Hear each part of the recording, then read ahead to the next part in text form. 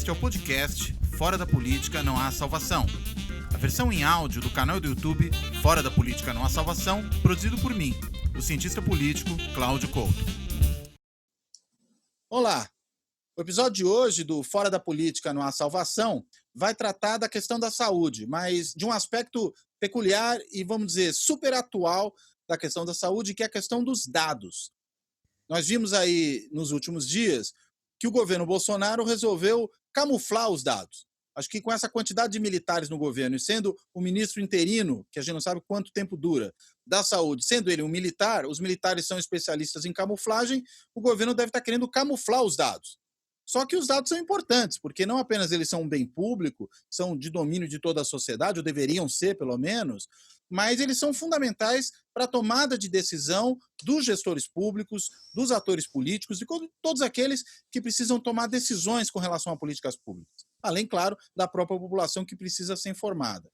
Então, para discutir esse tema, eu convidei dois colegas da FGV, ela botafoguense, ele flamenguista, os dois, portanto, cariocas da Gema, e os dois que trabalham com saúde pública, né? Com economia da saúde, com políticas públicas na área de saúde.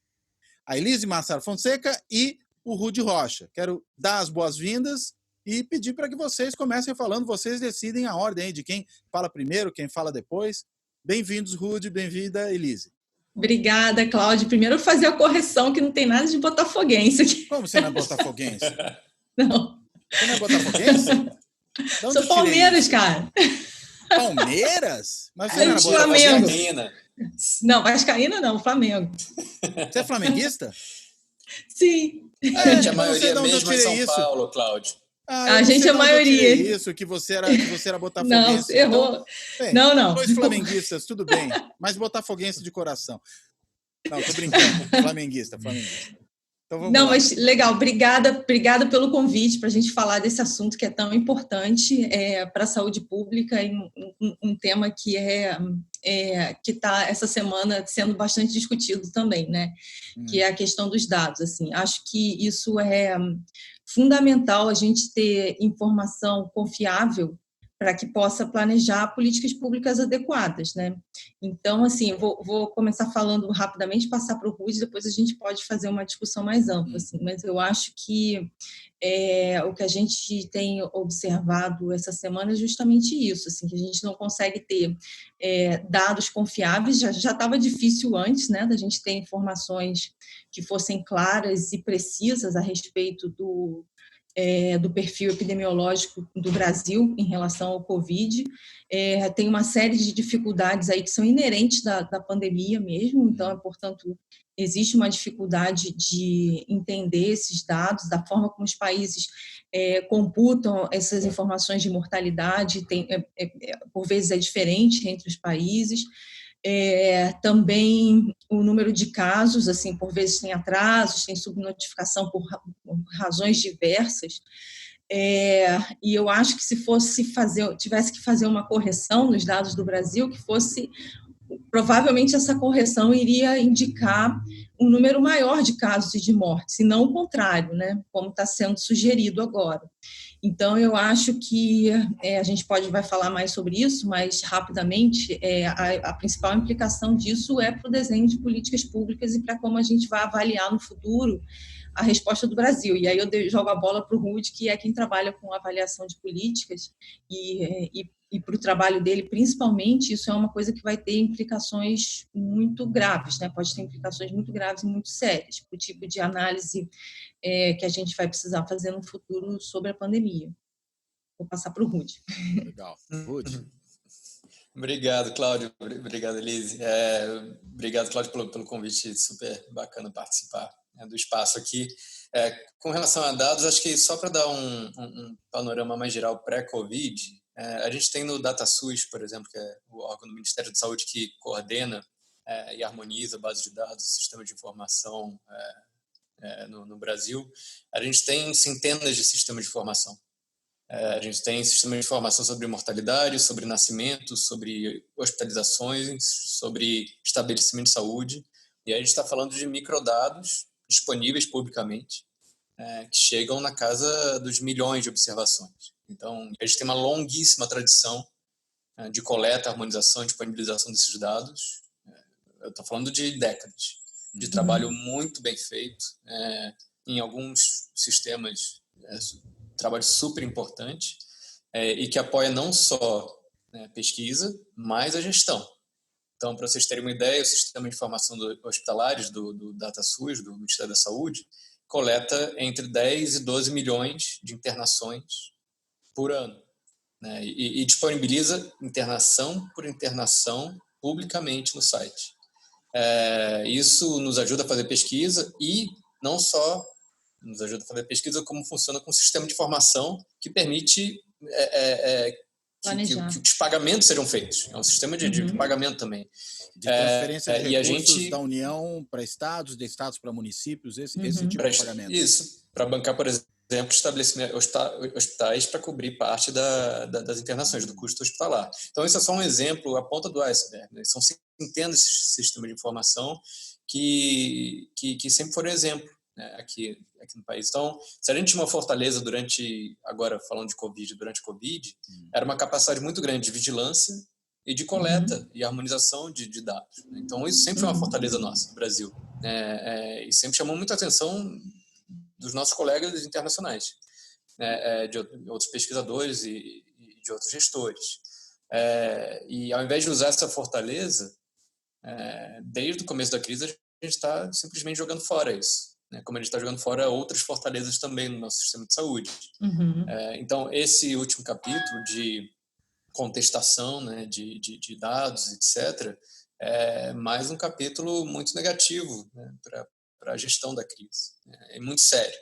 Então, não só isso, mas acho que é importante chamar a atenção de que outros sistemas de informação podem ser também, eventualmente, alterados e devido a uma incompreensão do gestor incumbente com relação à importância de tudo isso para a gestão, planejamento, monitoramento e pesquisa sobre o sistema de saúde no Brasil. Então, isso é bem grave, na verdade.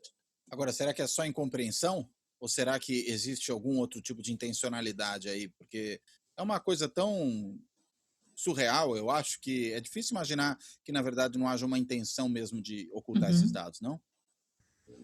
Eu acho que com certeza tem, né? Pelo que a gente tem observado assim na mídia, o que se sabe sobre isso é que essas informações estão sendo alteradas de forma a mascarar e diminuir o número de mortes e casos que a gente tem no Brasil. Então, sem dúvida nenhuma, tem uma intenção por trás disso, assim. Eu acho que, só complementando aí o que o Rudy falou, que eu acho outro sistema de informação também de doença infecciosa muito importante que a gente tem é o Monitor-AIDS, né, que inclusive inclui, o Monitor-AIDS é um sistema de monitoramento de HIV-AIDS, inclui informações também de planejamento.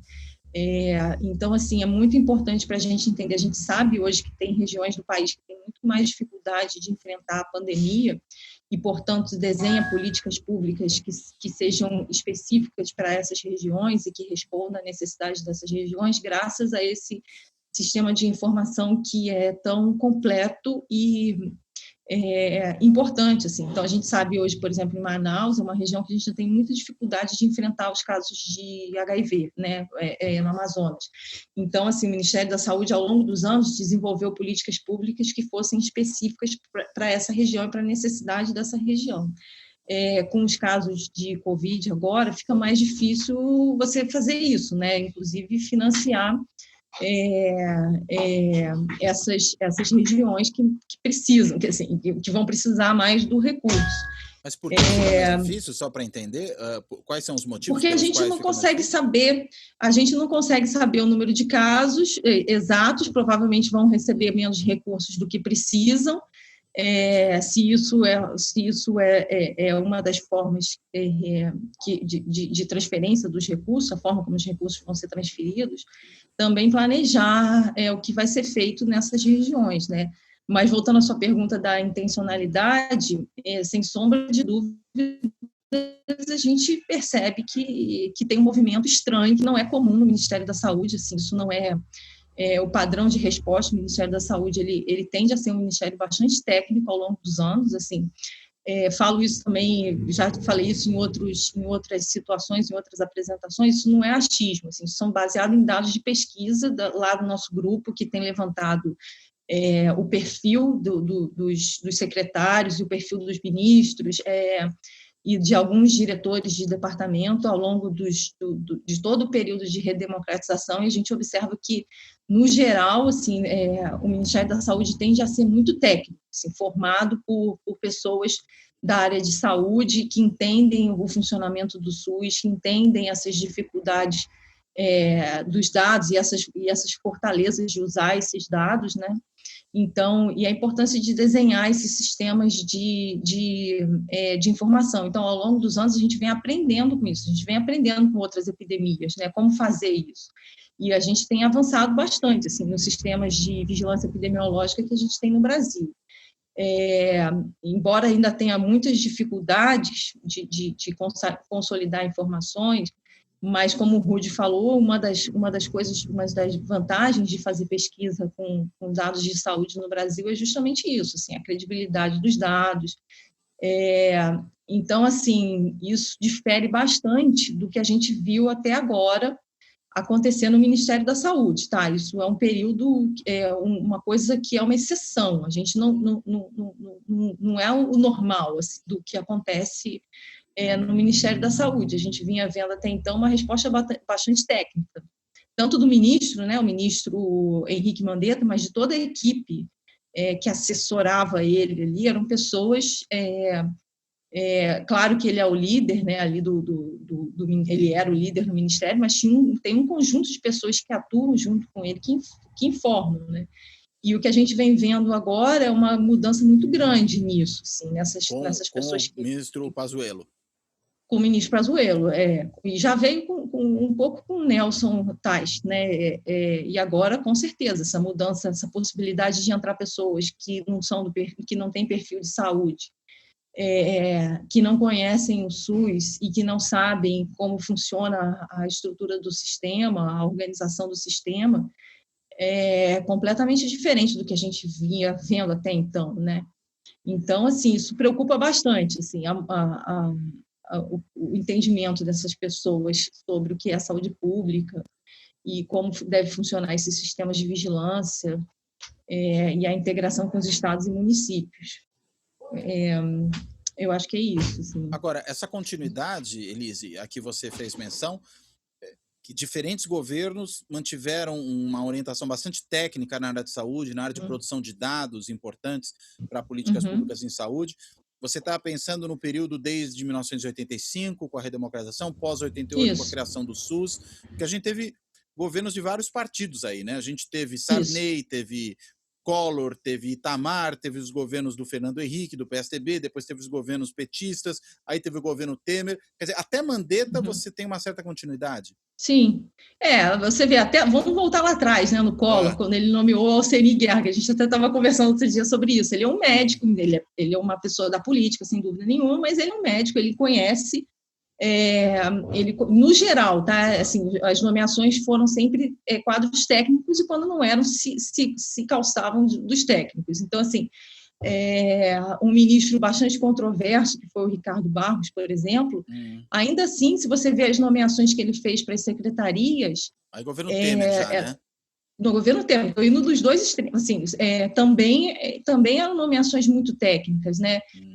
Mesmo embora com toda a dificuldade que a gente tinha da comunidade de saúde pública, que sempre participou muito da política de saúde, em maior ou menor grau, mas a gente sempre teve participação de pessoas ligadas à Universidade de Saúde Pública, à Faculdade de Saúde Pública, no Ministério da Saúde, desde o período até um pouco antes, né? A gente sabe que tinham lá pessoas como o próprio ministro Temporão, que foi presidente do INAMPS. Então, assim, aquele período finalzinho da ditadura e começo da redemocratização, já tinha pessoas vinculadas à Fiocruz, à USP, dentro do Ministério da Saúde. E a gente tem até uma teoria que fala que a reforma ela foi feita por dentro, né, da burocracia, porque esses quadros técnicos já integravam ali no final da ditadura o Ministério da Saúde. Foi graças ao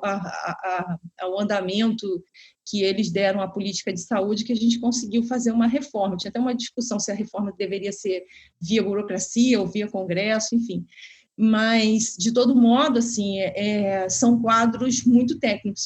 Eu observando assim, os dados, eu não vi em nenhum momento militares ocupando cargos tão altos quando a gente vê agora, no período do Bolsonaro, tá?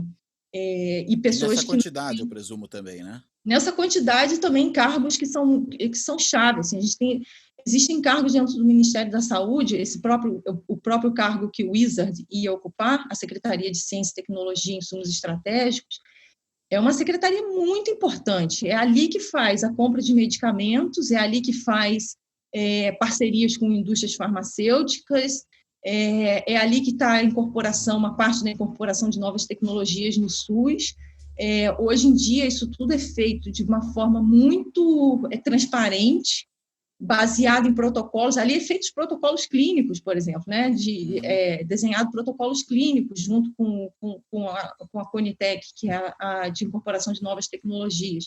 Ou seja, todo o lobby farmacêutico, o núcleo de interesse dele está na SCTI, né? Secretaria de Ciência, Tecnologia e Insumos Estratégicos. Por outro lado, o protocolo da cloroquina passou por ali também? Provavelmente. Então, eu acho que não passou por lugar nenhum, né? Passou pela cabeça do presidente. Eu acho que ninguém assinou aquilo ali, né? Pelo que eu vi ali, não teve assinatura de ninguém, mas geralmente passa pela Conitec. Que é onde, quer dizer, dos técnicos. Exatamente. A Conitec é a Comissão de Incorporação de Novas Tecnologias. Então, se você quer incorporar um medicamento novo ou que ele tenha uma outra utilização, isso tem um protocolo dentro do governo, né? Você tem que ter uma aprovação da Anvisa, se eu não me engano, também da Comissão de Incorporação de Novas Tecnologias, que define os protocolos. O que são os protocolos? Isso é muito importante, porque o médico do SUS ele não prescreve as coisas da cabeça dele. Existem enfermidades que têm protocolo, por exemplo, tuberculose. Que medicamentos o SUS oferece para tuberculose? Então, que medicamentos o médico vai tanto no SUS quanto fora do SUS, viram uma orientação, tá? No caso do HIV/AIDS, por exemplo, existem várias linhas de tratamento. Aquele paciente que entrou primeiro, é a primeira vez que ele vai ser medicado, então ele tem um determinado protocolo. Se ele falha, ele passa por um outro protocolo. Se ele já não responde a nenhum medicamento, o Ministério da Saúde sugere uma nova linha de medicamentos. São medicamentos muito caros, assim, você não pode prescrever, por exemplo, um medicamento de terapia de salvagem, que é de última linha, para a entrada de um paciente. Então, existe isso em termos de racionalização do que vai ser gasto, né? Então, assim, a cloroquina ela é utilizada para o tratamento de malária, existe um protocolo para isso, e não tem um protocolo para o Covid ainda. A gente não sabe que dosagem o paciente tem que tomar e nem que tipo de efeitos isso pode acontecer com o paciente, portanto, mas só para a gente não fugir muito do assunto aqui dos dados, é por ali que passa esse tipo de decisão. Então, sem dúvida nenhuma, assim, a gente tem uma diferença grande do padrão do que está sendo feito agora em termos de dados, em termos de composição do Ministério para o que tinha antes. Rude. Indo direto, só reforçando o que a Alice falou, assim, a burocracia do Ministério da Saúde é reconhecidamente técnica e muito forte desde sempre.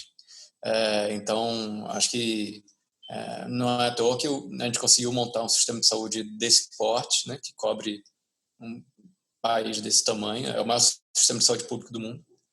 Em países em desenvolvimento financiado, então, e que entrega 10 a 12 milhões de hospitalizações por ano, né? São 2 Dinamarcas. Então, então, isso veio de algum lugar, veio de muito trabalho, veio de uma burocracia forte, veio de continuidade. Mesmo com alteração de partidos e governos, teve continuidade não só no Ministério da Saúde, como em várias burocracias locais também. Se for em alguns municípios, tem uma longa tradição de um trabalho super bem feito, super forte, super técnico, ao nível local. Então, E a construção desse sistema de informação veio com isso e veio junto e foi muito bem feito. Reforçando também com relação à importância desse sistema de informação, em épocas de epidemia e de crises como essa, existe um protocolo, como a Elis falou de protocolo, mas existe um sistema de informação que é o SINAM, que acompanha agravos infecciosos. SINAM significa o quê, você sabe? Sistema de Informação Nacional de Agravos. Eu sempre confundo, são tantas siglas. Médicos, talvez? Não. Sistema de Informação Nacional de Agravos de Notificação. Compulsória, é isso? Compulsória, alguma coisa assim. Então, depois eu procuro, por exemplo, aí eu coloco a legenda aqui, não se preocupe. Entra no sinal, por exemplo, dengue, chikungunya. Sistema de Informação de Agravos de Notificação. Pronto. Isso. Então, qualquer caso de dengue, ou tuberculose, ou influenza, ou sífilis, tem que entrar compulsoriamente nos registros. Né? Então, é muito por conta disso que a gente sabe, por exemplo, existem protocolos que dizem, olha, se um determinado bairro passar o número X de casos de dengue, tem que agir. Né? E é super rápida essa ação em nível local. Então, a gente depende desses sistemas para gestão rápida e resposta rápida esse tipo de epidemia. Então, só reforçar que é muito importante. Outra coisa que acho que vale a pena mencionar, e aí respondendo diretamente a sua pergunta, Cláudio, eu acho que muito embora eventualmente exista uma intenção do Ministério em dificultar o acesso à informação, a gente tem que lembrar que o sistema de informação do DataSUS, do Ministério da Saúde, são construídos de baixo para cima. Então, a informação nasce lá no município, nasce no estabelecimento de saúde, é coordenado e coletado a nível do município, do estado, e que alimenta o federal. E o federal coleta, armazena, harmoniza e dissemina. Mas a informação, o processo de geração dessa informação é lá embaixo. E vai continuar sendo feito. Agora, falta, como tem faltado ao longo de toda a crise, a coordenação de esforços. Mas a vigilância continua ativa na ponta. Né? Então, eu acho que dificilmente a gente vai parar de ter um fluxo de informação sobre os casos. Tá? Eu torço para que isso não aconteça, eu torço para que as burocracias locais continuem com o trabalho, e não só isso, a gente já vê iniciativas de grupos, seja de pesquisadores na academia, ou de organizações da sociedade civil, ou de organizações de gestores de saúde, se mobilizando para manter o fluxo de informação ativo e normalizado. Tá? Então, na verdade, em última instância, me parece um grande tiro no pé, né? Porque é tudo de ruim, um tipo de constrangimento desse. Né? Acho que a informação vai continuar fluindo e eu torço por isso. Acho que o que vai acontecer, enfim, é mais um desgaste da gestão federal durante a crise. Acho que está com cara disso, mas por isso que eu chamei a atenção na minha primeira fala de que a gente tem que acompanhar o que vai ser feito a partir de agora com as outras centenas de sistemas de informação que estão ali dentro do DataSUS. Né? Só para vocês terem uma ideia, dentro do DataSUS, o tipo de informação que tem lá nos microdados é ao nível do nome, sobrenome, endereço das pessoas. Então, são milhões e milhões de internações com nome, sobrenome e endereço. Óbitos, nascimentos. Isso continua rolando, né? Isso continua sendo produzido, felizmente. Isso continua sendo produzido, porque vem de baixo, mas a gente tem que lembrar que essa riqueza de informação está ali, né? Então, sistemas que fazem gestão e notificação de HIV/AIDS tem nome e sobrenome das pessoas. Está lá, disponível para o gestor lá no Ministério da Saúde. E todos os outros agravos que são super sensíveis. Tá? Então, acho que a sociedade civil tem que ficar alerta e apoiar a burocracia, sempre foi muito forte do Ministério da Saúde, para que esse trabalho continue sério, responsável, seguro e contínuo, né? Para a gente não ter mais surpresas desagradáveis pela frente.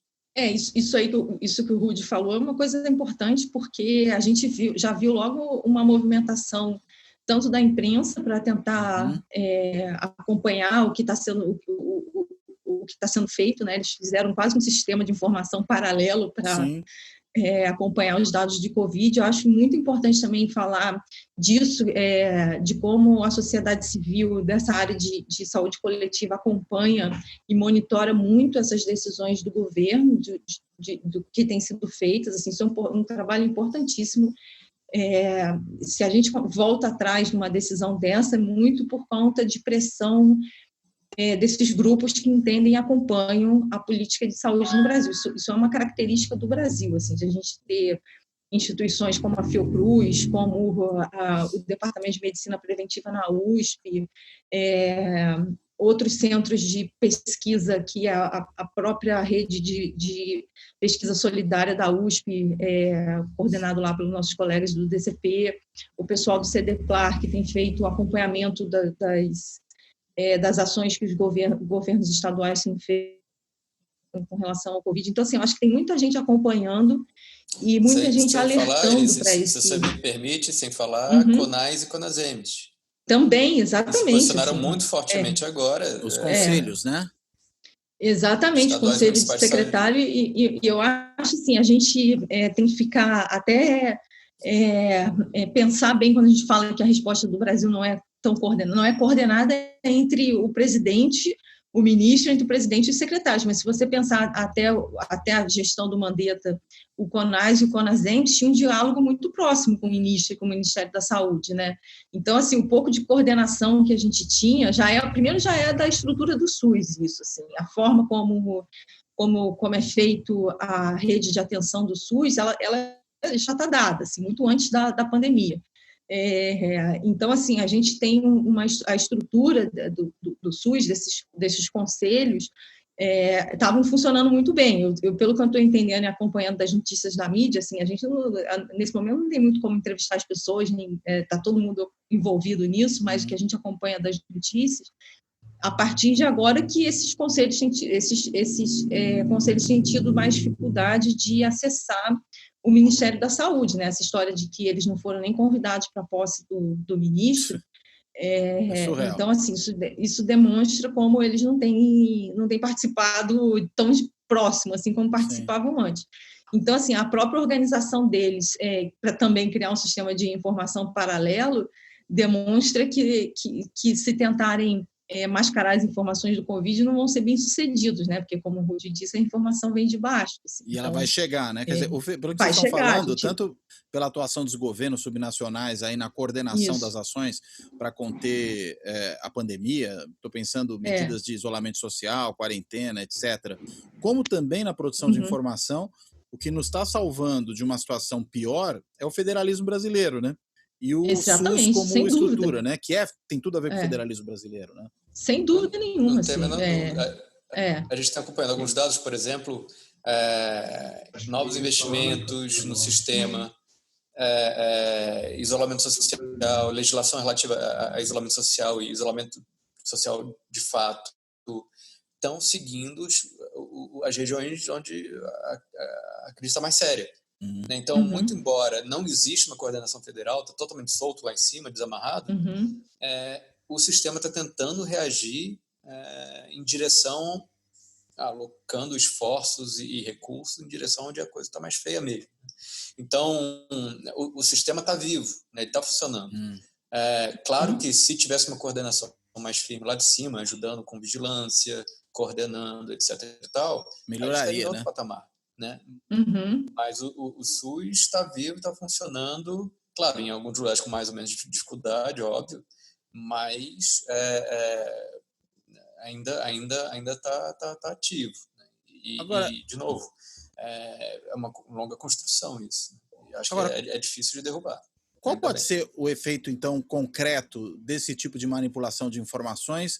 Politicamente, a gente até entende, né? Você está escondendo informação da população, você está boicotando a imprensa, que tem sido muito crítica ao governo. Agora, para as políticas em saúde, esse tipo de boicote, né, esse tipo de camuflagem de informação, tem algum efeito real? Com certeza.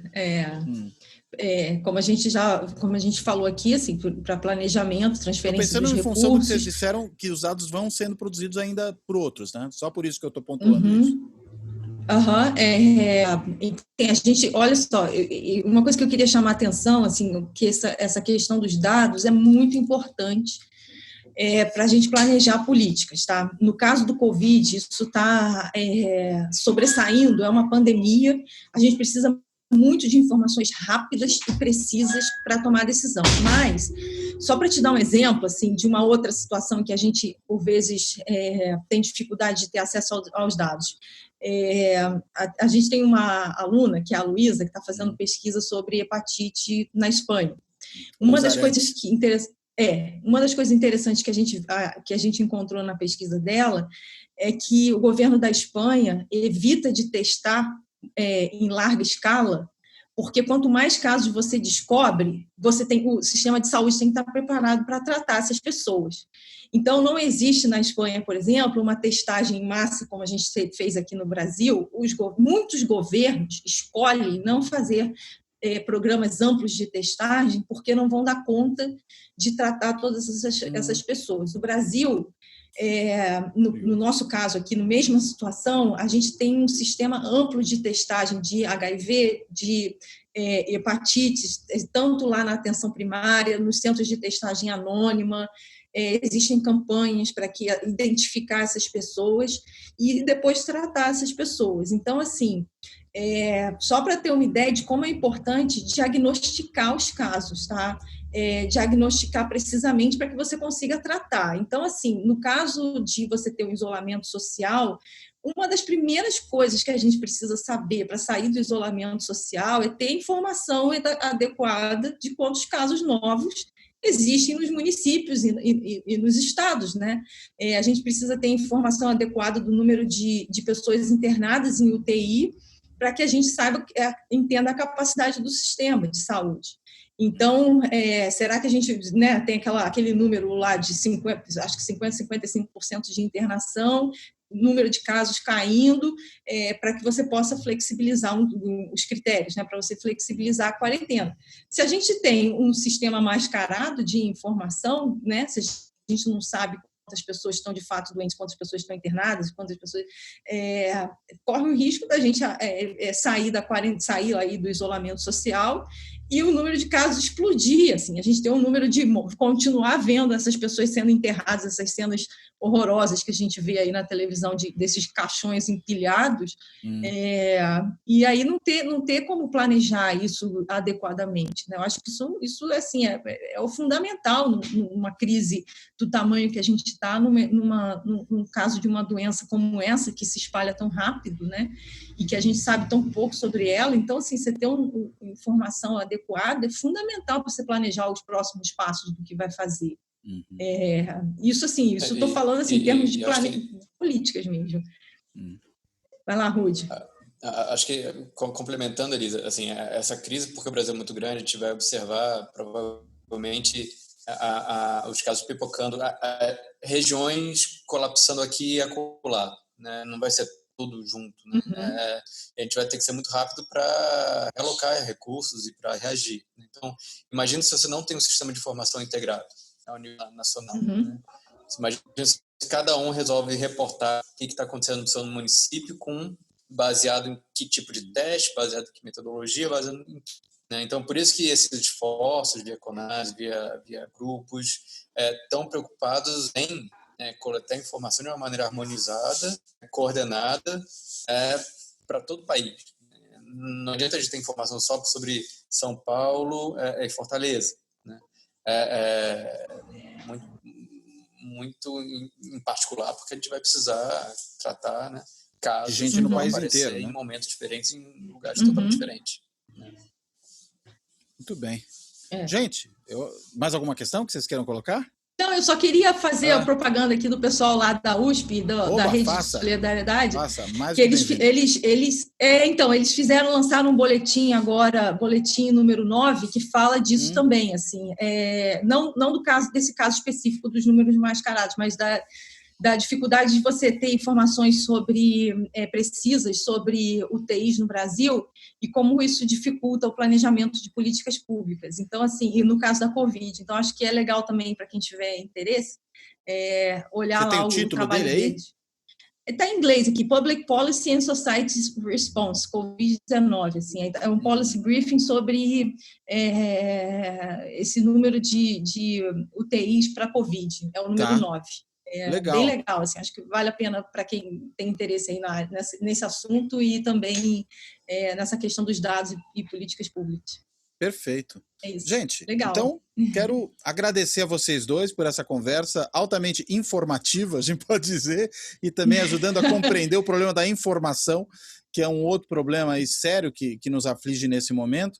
E é realmente impressionante, né? Que diante de tanta confusão que a gente já está vivendo, além de tudo, ainda tem que lidar com esse problema de sonegar a informação, né? De falsificar a informação, ocultar a informação, era só o que nos faltava. Mas, por outro lado, vocês deram um fio de esperança, né? Porque a gente tem um sistema estruturado, institucionalizado, podemos dizer que nesse sentido as instituições estão funcionando, né? Que tem segurado os arbítrios do governo, inclusive nessa área aí de boicotar a informação de saúde, de sonegar a informação de saúde que a sociedade precisa ter. Então é isso, quero agradecer a vocês, deixo só as últimas palavras aí para a despedida. Obrigada pelo convite. Estou muito feliz e muito honrada de estar aqui no seu programa do YouTube, que eu acompanho. Sou muito fã dos seus comentários e das suas análises. Obrigado, Elise. Rudy. Agradeço também, Cláudio, prazer estar aqui com você, em parceria com a Elise. Muita vida longa aí para o programa, acho que está sendo super bacana, super legal, um monte de gente acompanhando, eu estou acompanhando. E tomara que quando a gente volte lá para o nosso restaurante, lá na hora do almoço, no Cabral, que o programa continue, né? Que seja... continuará. O difícil era começar. A gente tem que fazer um programa lá no Cabral também. Podemos, né? Fazer locações externas. Filmar nossas conversas maravilhosas do almoço, assim, isso é muito legal. Com certeza, quando a vida voltar, minimamente que seja ao normal, né? Então, legal. Valeu, Cláudio, brigadão. Valeu, gente. Obrigado, então, Cláudio. Obrigado, Rudy, obrigado, Elise. Eu vou, então, encerrar aqui mais esse episódio do Fora da Política Não Há Salvação, que muita gente está chamando por aí de Fora da Política Não Há Solução, mas também vale, e a gente tratando aí dessa questão tão crucial que é a questão da informação em saúde, de como isso é importante para que as políticas públicas realmente funcionem. Então, fico por aqui, até a próxima, tchau, tchau. Obrigada. Obrigado a vocês. Além do podcast, disponível em 16 agregadores, dentre eles o Podcast Addict, o Anchor, o Apple, o Deezer, o Google Podcasts, o Spotify, o Stitcher e o TuneIn, o Fora da Política Não Há Salvação também está no canal do YouTube. Visite o nosso canal do YouTube, curta e se inscreva.